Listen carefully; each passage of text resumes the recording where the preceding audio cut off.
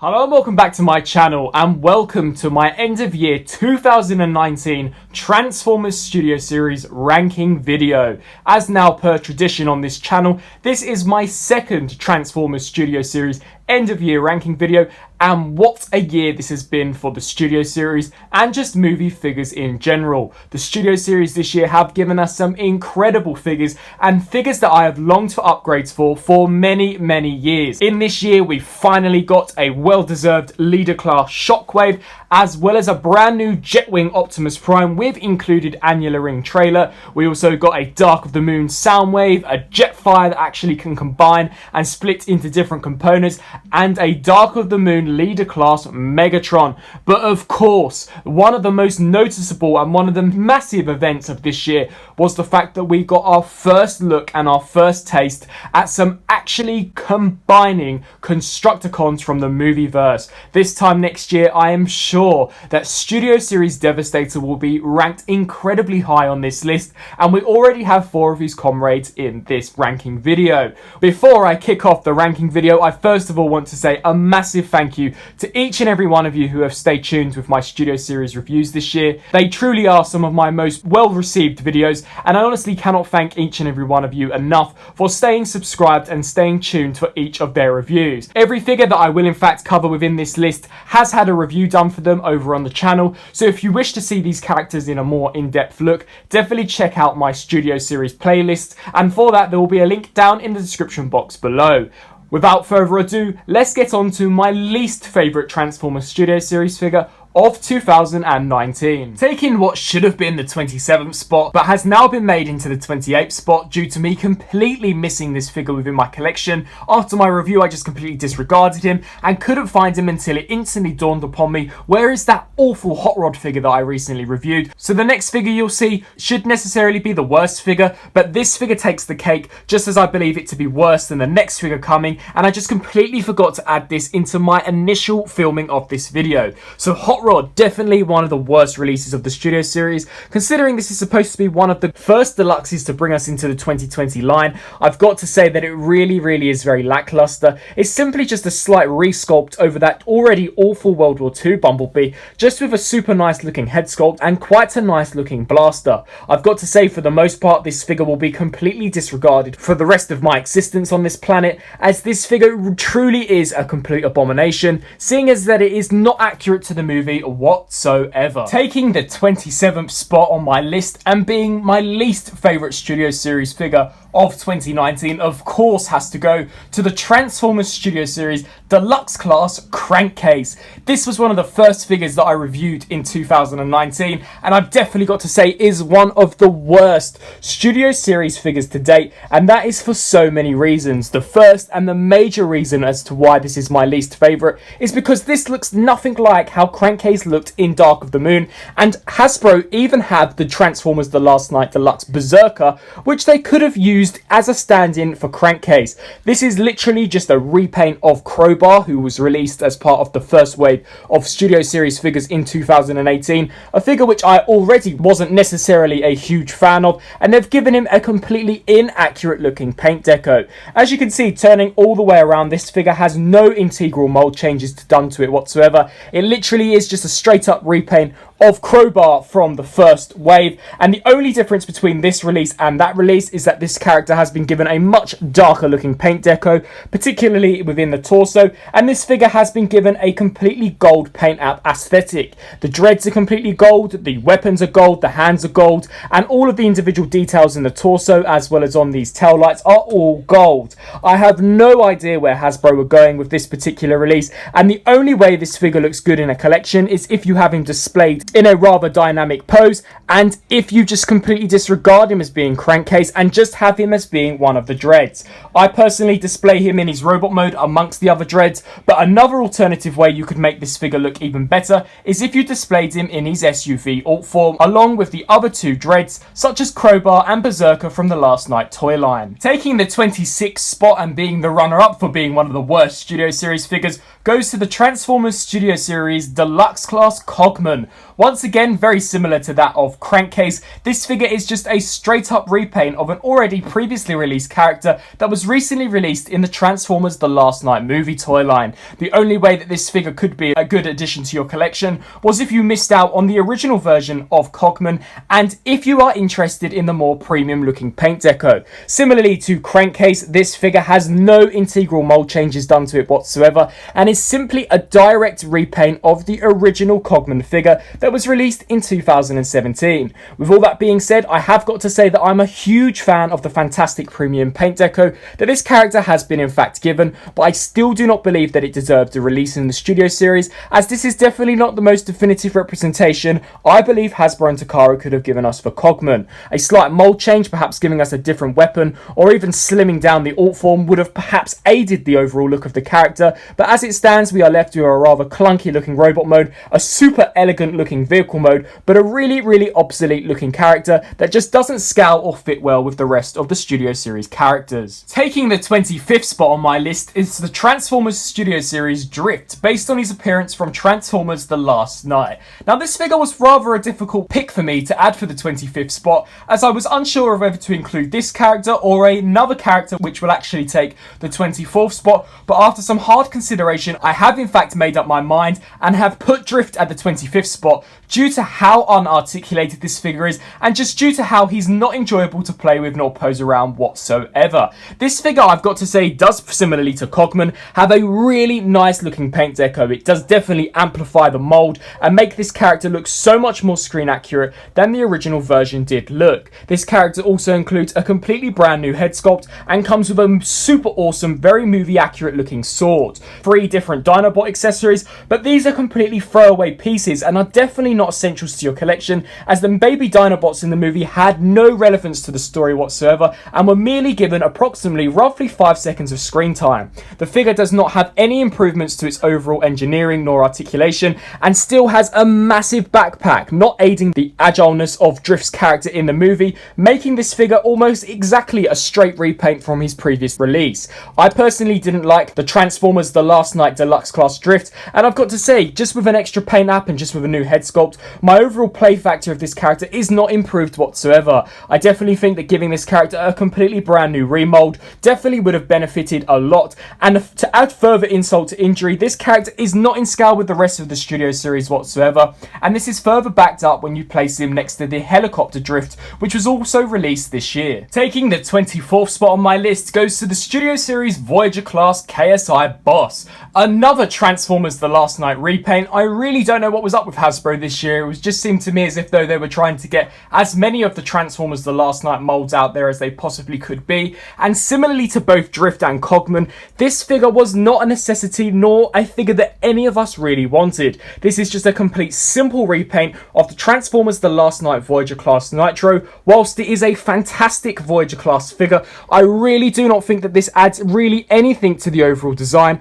other than giving him a really nice silver paint job in some areas of the figure. The wings are left completely grey, as well as the tail fin, making the overall paint job look rather half done. I've also got to say that considering this is KSI Boss, Hasbro didn't even go the extra mile and give us a completely brand new head sculpt. They simply left the inaccurate Nitro head sculpt on there, which isn't even accurate to Nitro, and to add even further insult to injury, the head sculpt can easily be removed, making a new head sculpt incredibly easy to implement onto this figure. I've got to say that this is definitely a figure I can see shelf warming for a very long time, due to how inexcusable its inaccuracy is, and due to the fact that nobody wanted a repaint of this character. If they had rebranded this as Nitro Zeus and given us a new head sculpt, perhaps I could have excused it, or even if they would have given us the KSI Boss drone with the antennae sticking out of the sides, then I could have perhaps excused it. But considering that this is just a direct repaint of a character that once again had very minimal screen time in the movie, I really cannot justify this being in the Studio Series. And despite it having a semi-nice paint deco in some areas of the robot mode, I still strongly regard this as being one of the weakest Studio Series figures to date. Taking the 23rd spot on my list and rounding off the repaints and re-releases for this year's releases of Studio Series figures, here we have the Studio Series Deluxe Class Clunker Bumblebee. The only reason that this figure is one of the higher up re-releases of this year is because this figure actually brings some new elements to the table. Not only does it have a vastly more movie accurate looking paint deco, especially in the character's vehicle mode, but it also has some integral internal constructions that actually make the overall robot mode and vehicle mode and transformation process a lot more solidified. This character does in fact introduce a pin, which fixed one of the major issues on the first run of this figure in Wave 1, and that was the simple fact that when you would transform this piece here was incredibly easy to pop out. With this pin, it completely reinforces that joint, making the overall handling of this figure a lot more enjoyable. I also really like that this character is now decked out in a more movie accurate looking paint deco, with the scuffed up doors and some of the scuffed up elements in the robot mode. Once again, the clunker look is more seen within the character's vehicle mode, but I've definitely got to say I do thoroughly enjoy this clunker Bumblebee release. I'm a massive fan of this character's mold, and considering that Hasbro really pulled their act together and tidied up the QC issues on this figure, this has actually made this Bumblebee one of my favourite Bumblebee figures to date, and the only reason that it's not further up the list is due to the simple fact that this figure for the most part is essentially a re-release. Taking the 22nd spot on my list is the Transformers Studio Series Battle Damaged Megatron, my first Studio Series review of 2019, and definitely a figure that I've probably played with and posed around the least throughout the entirety of 2019. I personally found this figure a completely useless release and really haven't found myself really needing this for a specific display, other than the fact that it is for the die-hard completists. The only new element that this figure does in fact have is that it comes with a completely brand new battle damaged head sculpt, which is based on Megatron's appearance from the final act of the Revenge of the Fallen movie. Additional elements such as this brand new arm as well as some integrated wing pieces within the torso all come from the upgrade kit made by DNA Designs, so are not any additional attributes from Hasbro. Another thing that I wasn't necessarily a fan of this figure was its paint deco. This is supposed to be a battle damaged representation of Megatron, and for the most part all it is a rather dirty black paint smudged throughout the figure with some subtle silver highlights. I really found myself disliking this figure a lot, considering really liking the original Revenge of the Fallen Megatron. I've definitely got to say that this figure is probably one of my least favourite releases from this year, and the only reason that it isn't lower down the list is the fact that they did in fact go the extra length of including a really detailed, updated looking battle damaged head sculpt. I personally think that out of all of the Megatron releases, this is by far one of the weakest entries into the Studio Series thus far. Taking the 21st spot on my list goes to the Studio Series Shatter, based on her Plymouth car alt form, a character that was amazing in the Bumblebee movie and was by far a very breath of fresh air, considering that we've got some rather lackluster Decepticons in some of the later Transformers Michael Bay movies. Shatter reinvented the Decepticon name in finally making them menacing and definitely a opposition to be feared, and I've got to say that Hasbro strongly let this character down, particularly with her first release. For the most part, the entire torso area and the lower region of the legs are completely movie accurate, if you are to go by how she looks when she first scans her vehicle mode, her car-based vehicle mode that is, but when you take into account her dreadful looking very protoform S type of head sculpt and her massive backpack and the really flimsy popping off joints and different aspects of her vehicle mode, they all begin to really fault the figure in making this one of the most least enjoyable figures to date. Once again, as with some of the other characters, the only reason this figure isn't lower down on the list is because this figure is a completely brand new sculpt. I've got to say that I do in fact like the body proportions, and the transformation would be in fact quite enjoyable if they were to strengthen up and tighten up some of the tolerances,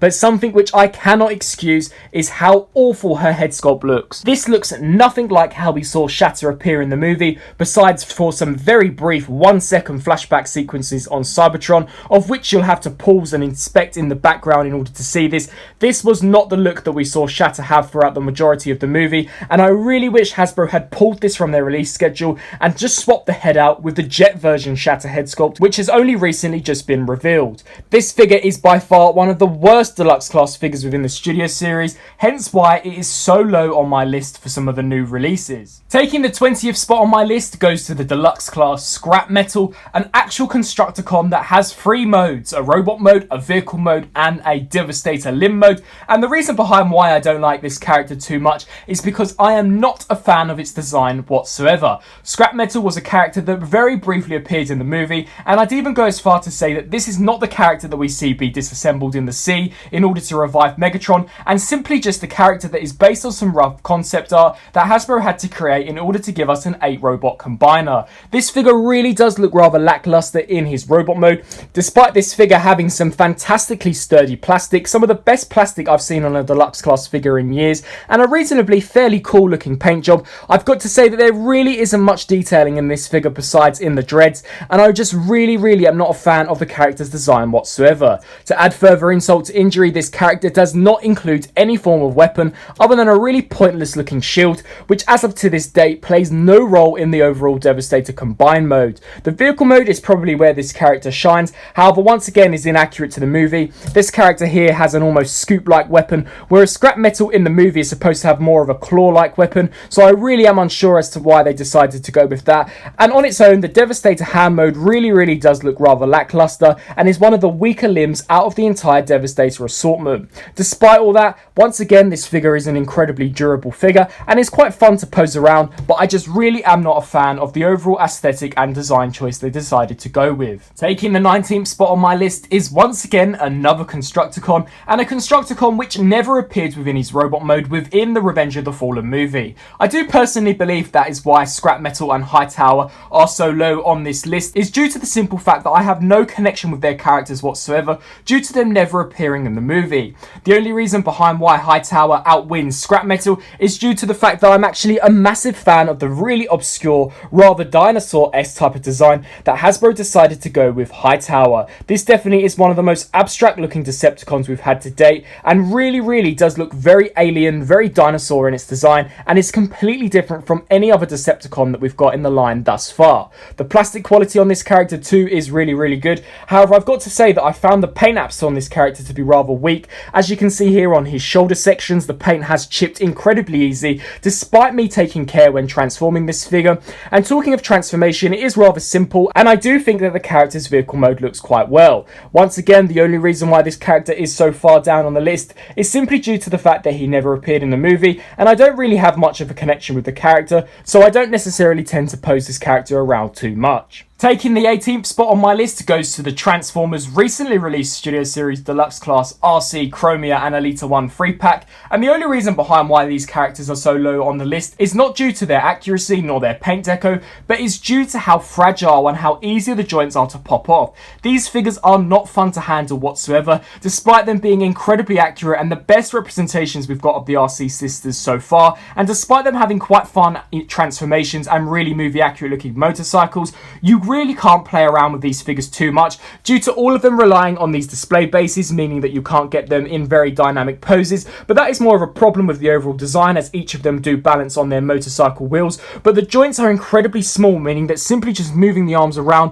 can easily pop off one of the joints, and I do definitely think that over time, with the joints keep popping off, it will eventually wear out the sockets and make them rather brittle. I've got to say that despite this character being rather one of the lower ones on the list, I do definitely highly recommend these characters, and once again I do really enjoy them. I just don't necessarily think that they are as enjoyable to pose around as some of the other figures that are much higher up on this list. This is the first Studio Series Leader class figure to be included within this list, and that is the Studio Series Jetwing Leader Optimus Prime. The simple reason why this figure is ranked so lowly on the list is because this was one of my most anticipated releases of this year. When I found out that we were getting a more movie accurate looking Jetwing Optimus Prime from Dark of the Moon that would include a trailer that could transform into an annular ring, I was incredibly excited. However, I've got to say that as leaks began to slowly come out, and when I eventually got this figure in hand, I was incredibly let down with how flimsy the plastic was, how lackluster the paint deco was, particularly on the Jetwing as well as the cannons and on the trailer, and due to just how I really didn't think that this character justified the leader price point. Some of the good elements of this character included a completely really nice looking molded in Dark of the Moon abdomen section, a really nice looking jetpack from certain angles, but I really hated these rather hollow ghastly holes in the actual fuel tanks themselves. I hated the fact that underneath the guns they are all hollow, and I really didn't like how lackluster the paint deco was on the trailer, which if you've seen the movie was completely done in a chrome finish. I would have loved it if Hasbro could have molded it in a slightly lighter plastic, or even better, completely painted it in a silver deco. This figure is one of my least favourite Transformers Studio Series figures due to how high my expectations of him were and due to how much he let me down by. Taking the 16th spot on my list goes to the Voyager Class 2007 Bone Crusher. Bone Crusher was a character that upon first impressions I didn't necessarily believe needed an upgrade, as I was quite sufficed with the 2007 Deluxe Bone Crusher. Of course, as this is a movie line, Bone Crusher's release was inevitable, and I've got to say that the only reason behind why this character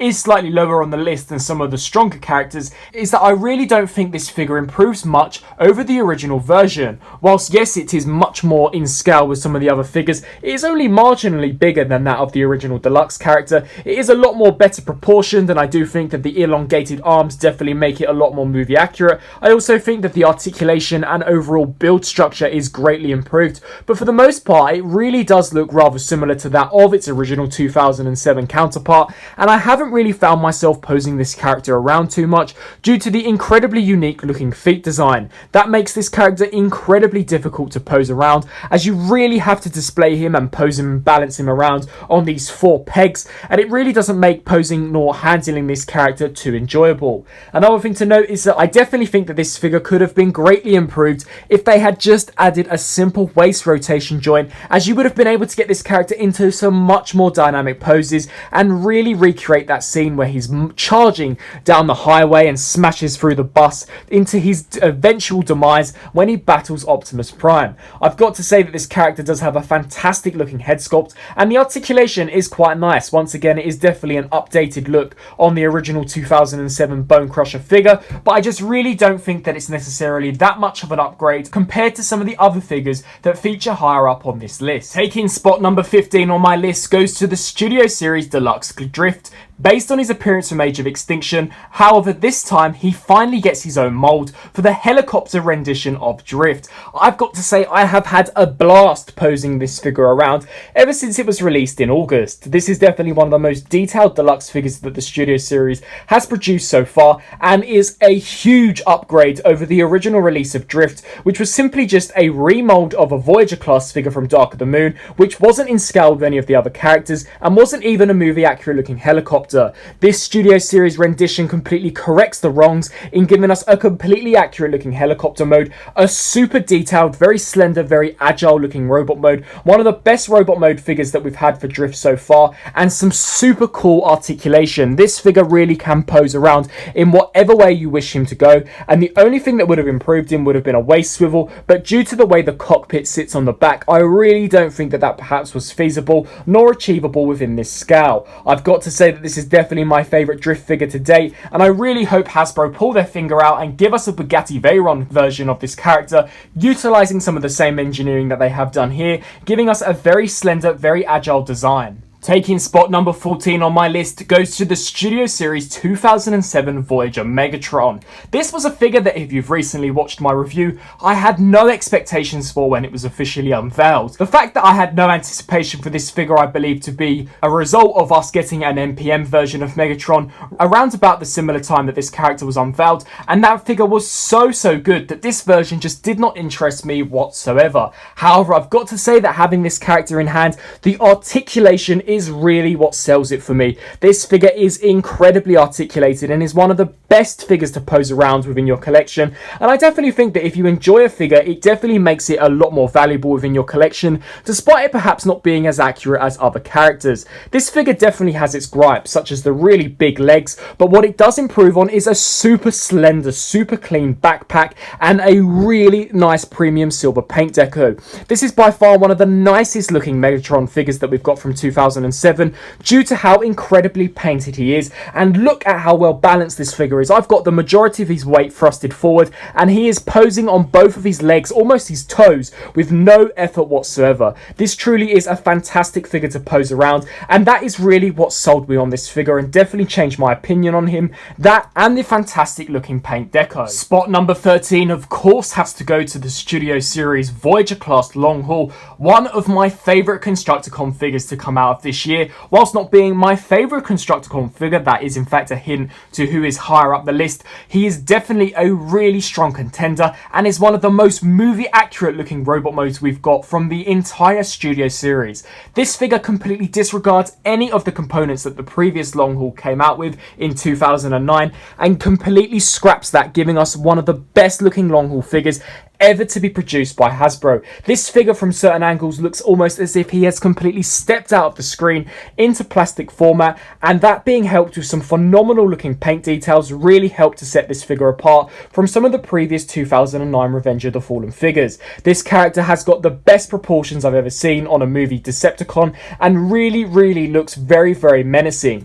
The only place where I think this figure slightly lacks is within the articulation. Due to him being slightly more chunkier than some of your other Decepticons, he's rather limited within the torso area, but that is what we saw in the movie, so that's not necessarily a major drawback. The vehicle mode isn't as clean as the original version, but this character transforms into the foot of Devastator, so compromises had to be made, and he does unfortunately have a reasonably large backpack, but that all goes very well with the overall aesthetic of this character due to how chunky and large he was in the movie. This is one of my favourite Voyagers to be released from the Studio Series this year, and I really hope that the final two Constructicons, Overload and Scrapper, are just as good as this figure's quality. Spot number 12 goes to the 2007 Voyager class Optimus Prime, a figure which, similarly to Bone Crusher and Megatron, I had no anticipation nor hype for when it was eventually released, as I thought this figure was merely a cash grab for Hasbro to earn more money on an Optimus Prime. However, upon having this figure in hand, I've got to say that it is a drastic improvement over the original SS05 figure that we got as part of Wave 1 last year. This completely corrects all of the wrongs that figure had and gives us a much more movie accurate looking chest design and a much more faithful, brighter colour scheme to match Optimus Prime's appearance in the movie. There are some drawbacks that this figure has, considering it has to combine with Leader class Jetfire. The wheel wells unfortunately cannot fold down like they can on that original SS05 version, but as a whole this figure just looks absolutely fantastic when posing around, and I'd even go as far as saying that it is just as good as the MPM version, if not better. I really have had some amazing fun posing this figure around this year. I think he looks great alongside the other Autobots as well as Decepticons, and really is just a great visually eye-pleasing character. His transformation is also one of the most involved figures that we've got as part of the Studio Series, and I really hope that they take some of the engineering of this figure and implement it onto a Transformers The Last Night Optimus Prime, or even an Evasion Mode Optimus, in order to get their best representations that they possibly can get. For spot number 11, I'm giving it to the recently released Transformers Dark of the Moon Studio Series Deluxe Class Soundwave. This figure greatly improved upon the original cancelled, very elusive Human Alliance and Deluxe Soundwave that were released as part of the 2011 Dark of the Moon toy line. It took those figures and completely disregarded any of the elements that those characters had and gave us one of the best proportionate looking Soundwave figures that we have ever got for movie Soundwave. It also had a phenomenal looking silver paint deco, really capturing his look in the movie with a fantastic looking robot mode look and a super awesome Mercedes-Benz SLS AMG vehicle mode. This character really is a fantastic release, and I've got him in this rather agile pose to evoke the look that he had when he converted from his Mercedes-Benz when he is unveiled as being a Decepticon and captures Carly. I did hear some of your comments in my review of Soundwave who corrected me on saying that this character is in fact rather agile, and yes, you are right, Soundwave in the movie did do that really cool backflip scene, but throughout the rest of the movie he was rather a statuette character. As you can see, this is really a phenomenal looking movie Soundwave, and the only way I think Hasbro could have perhaps improved this figure is if they would have given him some blasters, but that would have come at the cost of either losing some of the silver paint or losing Laserbeak entirely, and I definitely think that Laserbeak is a more suited accessory for Soundwave than a couple of random blasters that I'm sure you'll be able to pull out of your collection elsewhere. Now we're down to the final top 10, and taking 10th spot goes to the newly released Transformers Studio Series 2007 Chevy Camaro mode Bumblebee. This is a completely brand new mold and is a completely different figure from the previous Clunker Bumblebee releases. This figure has got some incredible engineering, really borrowing some technical attributes from the movie Masterpiece version, giving us one of the best looking deluxe Bumblebees we have ever got in a deluxe format. Despite the size being rather diminutive compared to some of the 2009 deluxes, this figure really holds up in terms of engineering and movie accurate looking detail, and really is just a phenomenal looking Bumblebee to pose around. This figure has almost zero kibble on the back. The whole backpack really does compact incredibly nicely. They've finally, much like they did on Clunker Bee, managed to replicate the four-door winged look that Bee had in the movie. My only gripe with this figure is that these panels cannot recess further back, but just as a whole, this really is a fantastic looking Bumblebee. Perhaps if they could have allowed the Battlemaster lift up much like they did on the Age of Extinction Deluxe Bumblebee, perhaps that would have pushed that up to maybe 9th spot. But as it is, I really am just astounded with this release by Hasbro, and I really hope that we see this mold again with perhaps a new head sculpt and perhaps a new weapon. That would be really, really awesome to see. I'd love to see if they could perhaps give us those shoulder missile launchers that he had in the first movie, and I do believe we see in the second movie, so it really, really would be cool to see this character again. But as it stands, this is probably one of my favourite Deluxe Bumblebee figures to date, even outwinning the Battle Blades Bumblebee from the 2007 Hunt for the Decepticons toy line. Taking a joint 9th spot on my list is the jet mode version of Shatter and Deluxe Class Dark of the Moon Roadbuster. The reasoning behind why these two figures are in fact paired at 9th spot is because these figures aren't set to be released until early next year, so I didn't want to give them their own places, as my judgment may change when I do my end of year 2020 ranking video. But seeing as I have reviewed them, I thought it would be interesting to show you whereabouts they scale compared next to some of the other releases of this year in terms of how well I think they are in terms of quality. Both of these two figures are really, really fantastic, and I'm having an absolute blast messing around with both of them. I've got to say, I really like posing and transforming Shatter back and forth from robot to jet mode. However, Roadbuster just looks absolutely incredible in his robot mode. But I will not go into too much detail on these two figures, as these two will be saved for their own individual spots in my 2020 ranking video. Taking 8th spot on my list goes to Studio Series Voyager class Constructicon Mixmaster. Those of you who watched my review will know that Mixmaster is one of my favourite Constructicon designs and was one of my favourite Voyagers back in 2009. The Studio Series revitalised his design, giving us a much more movie accurate look for him and a really, really fun transformation from both robot mode to vehicle mode and into his Devastator head mode. This figure is one of the most crucial components in completing Devastator, as it does make up the main head of the figure, and I've got to say that just as a figure itself, this is a really, really nice addition to the line. The rather alien, very abstract looking, almost ET-like design really is evoked here, giving us a really nice looking movie accurate Decepticon, and he looks great when paired next to some of the other Constructicons. I'm also a massive fan of the colour scheme that this figure has gone with, being rather muted, rather darker in his colour scheme compared to some of the other Constructicons. I think he contrasts really nicely with them, and I think that just as a whole, this really is a great figure and definitely lived up to my initial hype. In 7th spot, it has to go to the Dark of the Moon leader Megatron, seeing as this figure was one of my most anticipated figures for many, many years. When the Dark of the Moon movie came out, I longed for a leader Megatron for so many years, as it was one of my favourite designs from the movie, and I absolutely loved the Mad Max-esque type of truck mode that this version of Megatron transformed into. Upon the Studio Series announcement, we very, very shortly got leaks that we were in fact getting a Dark of the Moon leader Megatron, and whilst it may not be leader in terms of height, it definitely is leader in terms of looks. This figure really does capture the essence of the Dark of the Moon movie Megatron, cloak and shotgun in tow. It really, really does look really, really cool. The only drawbacks that I really think this figure have is the fact that I think the transformation is rather simplistic,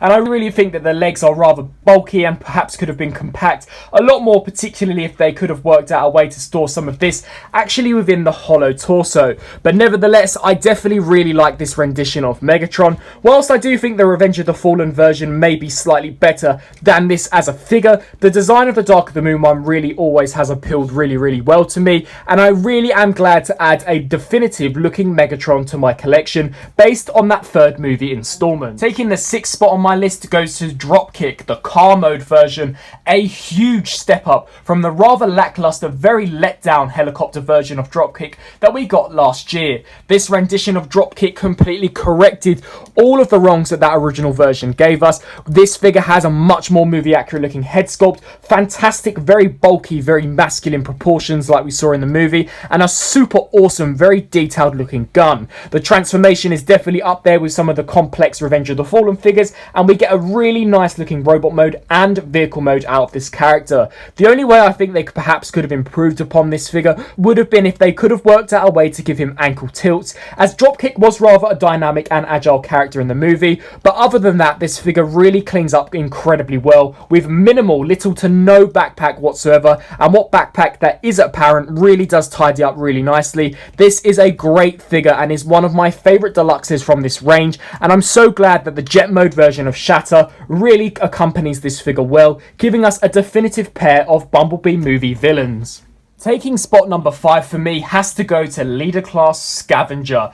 This figure really is a huge upgrade over the original Voyager class figure and really feels like the first substantial leader that we've gotten in a very long time. All of this figure is made out of very durable, hard plastic, and his overall appearance really matches what we see on screen. Despite the rather abstract alienoid looking design that they went for in the movie, this figure is incredibly well articulated within his robot mode, allowing you to recreate some really awesome movie poses that we see Demolisher / Scavenger have in that Revenge of the Fallen movie. I really hope this figure gets a repaint to a more palish, more white colour scheme like we saw in Shanghai, so that we can have both Scavenger and Demolisher upon the shelf. This figure has a great transformation, very complex like we would imagine from a leader. I think his vehicle mode is by far the weakest mode, but they had to compromise for a really accurate looking robot mode and a really accurate, very detailed looking torso mode. This figure thoroughly impressed me and definitely put the name Leader Class back in its rightful place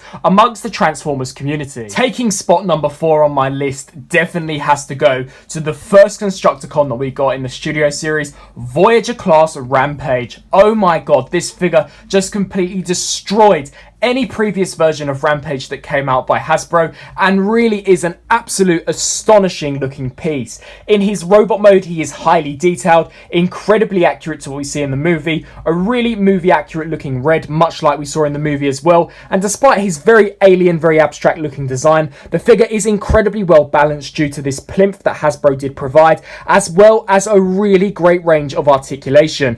The only place that I do believe this figure is lacking would have been if they could have engineered and implemented an elbow joint, but due to all the complex variables that are going on with the different hinge joints due to how he transforms in order to become Devastator's foot, I don't think that was achievable without compromising each of their modes. And just as a whole, this is by far one of the most enjoyable Voyagers that I've had the privilege of handling in some years. This really is a great looking Decepticon, and I'm so glad to finally have a Rampage figure within my collection that resembles the on-screen movie look. Spot number 3 goes to the most anticipated figure that I've ever wanted from the Studio Series, the Dark of the Moon Leader Class Shockwave, and oh boy did this figure deliver. This is a phenomenal representation of how Shockwave appeared in the Dark of the Moon movie, capturing even the most minute details of Shockwave's small thumb on his huge fusion cannon arm. This is a great looking Leader Class figure, despite it being slightly smaller than some of the other leaders within the wave. I think that he strongly captures the appearance of Shockwave from the movie, with a super nice purple metallic dry brush throughout in order to give him that Generation 1 vibe that he had, as well as a really movie accurate look. This figure looks absolutely very imposing, very accurate, and I love how they compromise the vehicle mode in order to give us a really nice representation in robot mode, as Shockwave never transformed within the movie. The only downfall I have with this figure would be the rubbery plastic. I really think that touches such as a rubbery blade and a rubbery hand are really not needed, as these should have been hard plastic, and I have no idea why they made this section here, the main barrel of the cannon, a soft rubbery plastic. I definitely think that over time this could begin to dry out and degrade, particularly if you live in a rather hot country, so I definitely think that that is something to be wary of. But as a whole, this really does live up to the hype and is a super nice figure to have on the shelf, and is probably one of the best looking leader Decepticons that we have got in many years. And taking the runner-up spot and in a second place slot, we have the Voyager class Bumblebee movie Optimus Prime. Wow, this figure has completely blown any previous Voyager Optimus out of the water. This is an incredibly fun figure, just as an action figure on its own. It is really highly poseable, super detailed, has a great faithful on-screen representation of how Prime appeared within that Bumblebee movie. Despite it being based on rather early concept art, Hasbro did a great job of replicating the on-screen look and giving us a super clean, super accurate looking Prime. Even the backpack of the figure is incredibly detailed with little to no back kibble whatsoever. This truly is an amazing looking Optimus Prime figure. It captures the G1 design and the movie design, collaborates it into this supreme looking Optimus design, and I can only hope that we get more movies in the future that keep this design so that this figure can evolve into becoming the holy grail of Optimus Primes. This really is one of the most enjoyable figures that I've had the privilege of handling handling this year and was so close to taking the top spot on my list, but fell short in some areas due to it not being as enjoyable as my number one top pick. Nevertheless, this figure definitely does deserve second place and really is a great figure to add to your collection. So of course, taking the first spot and being my favourite Studio Series figure of the year,